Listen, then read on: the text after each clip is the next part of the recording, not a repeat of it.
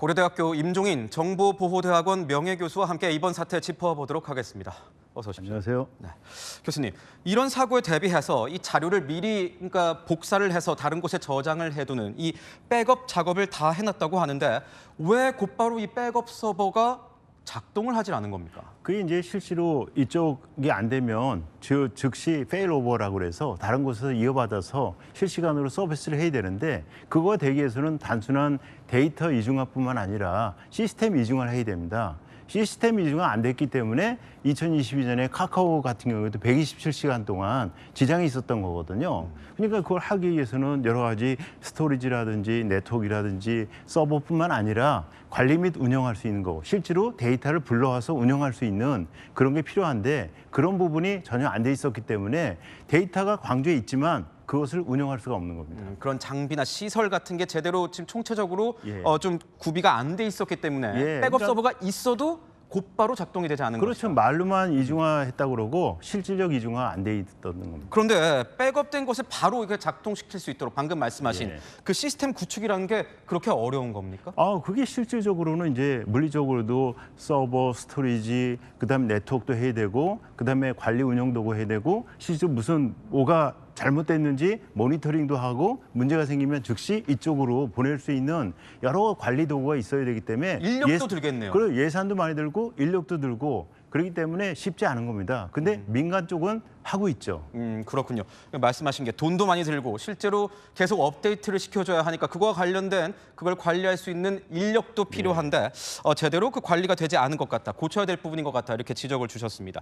정부는 3시간 내 복구를 공언한 바가 있습니다. 그런데 왜 안 된 겁니까? 그러니까 정부가 얘기하는 3시간 내 복구는 일반적으로 약간 지장 그 정도지 이런 재난재해에 대해서는 생각하지 않았던 것 같습니다. 그러니까 3시간도 사실 느려요. 다른 나라에서는 거의 특히 민간 같은 경우에는 AWS나 우리 네이버 같은 거의 실시간으로 액티브화 하는데 실시간으로 이어받아서 계속 서비스를 하고 있는데 3시간도 늦는데 이번에는 며칠이 걸리는 거 아닙니까?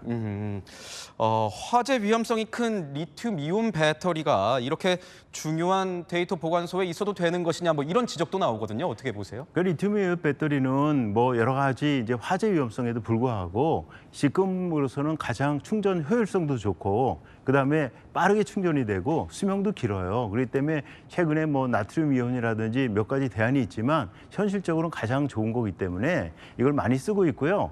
이런 위험성이 있기 때문에 평소에 시나리오를 세워서 만약 화재가 나면 어떻게 진화하고 빨리 복구할 것이냐 이거에 대한 여러 가지 훈련들을 민간 기업은 하고 있는데 정부는 그걸 안 했던 거죠. 위험 대책을 미리 세워놨어야 된다 이런 건데 예. 배터리 분리 작업 도중에 들어보니까 전동 드릴을 썼다 이런 얘기가 있습니다. 혹시 이것도 적절했는지 한번 여쭤보고 그거는 싶어요. 말이 안 되죠. 리튬이온 배터리는 충격에 굉장히 약하거든요. 그렇기 때문에 그런 것은 절대 해서는 안 된 일인데 그걸 했다는 얘기는 거기 규칙, 프로토콜을 진짜 위반한 사례입니다.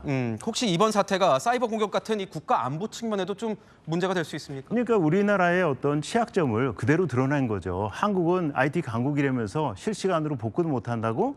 그러면 이것은 이번에는 화재지만 만약에 북한 같은 우리 적대 세력이 사이버 공격을 해가지고 그 안에 있는 여러 가지 라우터라든지 스위치 같은 설비를 네. 악성 코드로 감염시켜 놓았다.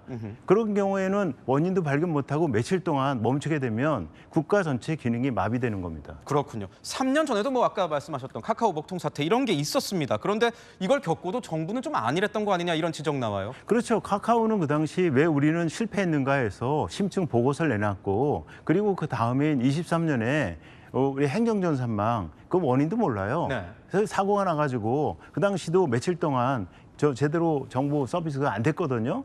그런 걸 겪으면서도 정부가 사실은 이걸 안 했기 때문에 꼭 이번 정부보다도 이 누적된 결과입니다. 그래서 이번에 이걸 타산지석으로 삼아서 다시는 이런 일이 없어야 되고 한 말씀만 더 붙이면 AI로 지금 넘어가고 있지 않습니까? AI 정부에서는 이런 일이 있으면 훨씬 피해가 커질 겁니다. 네, 그렇군요. 이번 사태를 어떻게 처리할지도 좀 잘 지켜봐야 될 것 같습니다. 지금까지 임종인 교수였습니다. 고맙습니다. 고맙습니다.